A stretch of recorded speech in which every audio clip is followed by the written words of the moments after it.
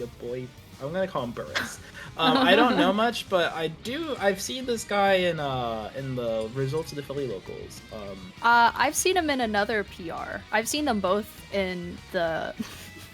Do you know the like? I don't know how much I can say on stream. But oh, you know yeah. I know what you mean. yeah. What you mean. If you know, really? you know. Wow. Yeah, I I've seen them both in that PR. Wow. But that's where I first became familiar with your boy Burrus, I believe. But yeah, anyways, we're going into this set. So, okay, we have two super tiny characters. It's going to be really awesome to see.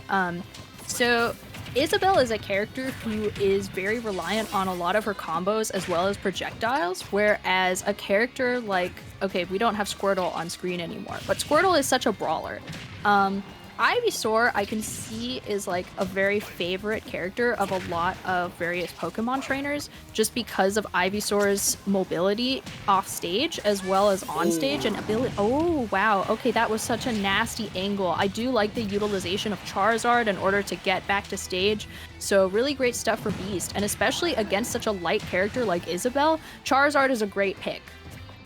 Yeah, I mean, Charizard could sneeze on Isabelle, and you know, she would lose a stock, right? But yeah, it is worth noting, like, Isabelle can really do a good job of keeping Pokemon Trainer away. But, you know, get too close, that up out of shield is gonna snipe you away. And Beast, you know, he's at 140, but Isabelle, you know, if you're not landing a sweet spot slingshot, a smash attack, something like that, that's gonna kill on the platform. The maximum range of that fishing rod, great stuff from your boy Burrus, and the Squirtle is back out. Alrighty, yeah, I do think we've seen a lot of really aggressive options from this Isabelle. I do love the way that your boy Burrus was able to use her fishing rod in order to sort of snipe the Charizard from off stage, although now we see she is the one who is getting edgeguarded here by this Ivysaur, as Beast is doing his absolute best to keep your boy Burrus in disadvantage. Isabelle trying to rack on some damage. Okay, that was good in order to utilize the broom in order to take Beast out of his nair. Really great stuff and like knowledge of the characters. Yeah, for sure. Oh, and the, you know, Burrus, he gets that rollout, and now he has to fight his way out of the corner. Once he does that, you know, then he can start working his business. But that was a great play by Beast. But wow, he actually places the down air again, and the second one was through the stage, extended off of the balloons, and that's the type of thing that Isabelle can really struggle with. You know, we talk about the strengths of the different Pokemon.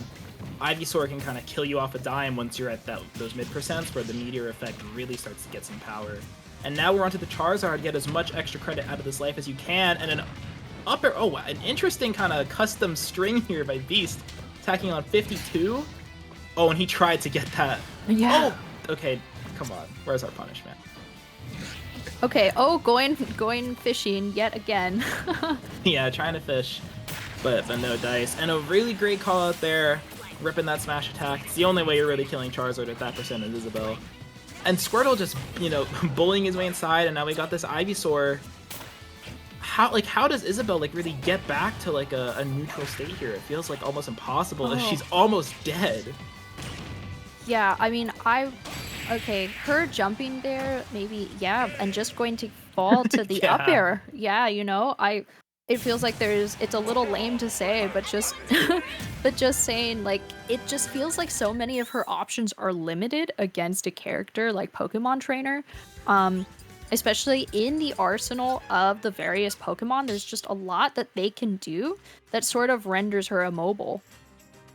For sure, and I also feel like something I want to point out, Beast kind of took the stocks so like quickly. It felt like once he started getting his hits going, that it almost felt like all of his advantage states, like he would get advantage with Squirtle, and then he would just Ivysaur would either take the stock or put Isabelle at, you know, that kill percent for Charizard, and then he would just run it right back, kind of playing like the dream Pokemon Trainer games here.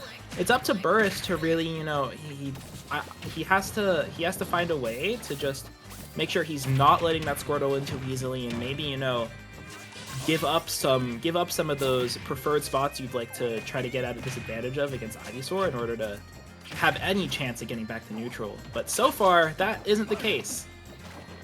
Yeah, I do think we are seeing more air dodges here from your boy Burrus, the way that he's able to air dodge out of a lot of the Oh! Ivysaur combos. But just as I say that, here comes a string of 3 up airs.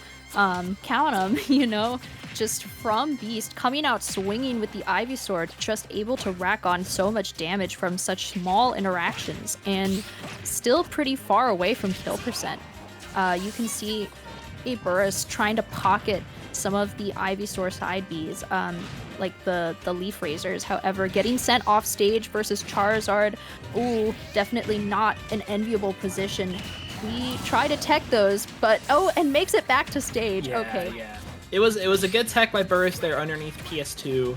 If he doesn't tech that, his chances are out the window. But oh my god, Beast just caught Burrus. You know, Beast has been doing such a good job of pressuring Burrus when he's in disadvantage, kind of in that floaty state as Isabelle does, that Burrus, you know, he preemptively started swinging in this advantage, and Beast waited it out, got that huge down smash, and now he has such a dominant position, and he dodges the edge guard once again. His placement of these tether recoveries has also been really great. Like, Isabelle has a really far-reaching active hitboxes that can interrupt a lot of tether-style recoveries if you're not careful, but Beast has done a really great job, and now this Ivysaur is just going again.